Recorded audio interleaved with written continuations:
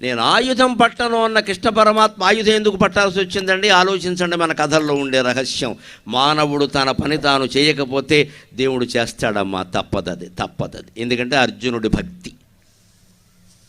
మనం ఎవ్వరమైనా సరే మన పని మనం చెయ్యాలి. దేవుడి మీద భారం వేసి కూర్చోకూడదు. గాలిలో దీపం పెట్టి దేవుడిది భారం అంటే కుదరదు. దీపం ఆరిపోకుండా ఉండే ఏర్పాటు మనం చెయ్యాలి.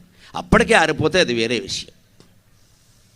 మనమే కావాలని ఇటువంటి చోట దీపం పెట్టేసి ఏమిటో సభ మొదలు పెట్టగానే దీపం నీ బుద్ధి ఆరిపోయింది, దీపం ఆరిపోలేదు. ఇక్కడ ఇలాంటి గాలిలో దీపం పెడతావా? బుద్ధి ఉందా?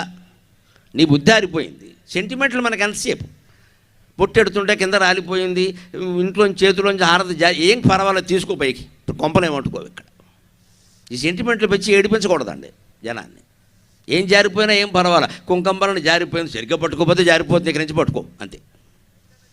శుక్రవారం కూడా కుంకం రావడానికి శుక్రవారం ఏంటి, వక్రవారం ఏంటి, ఏ వారమైనా ఒకటే. ఇలా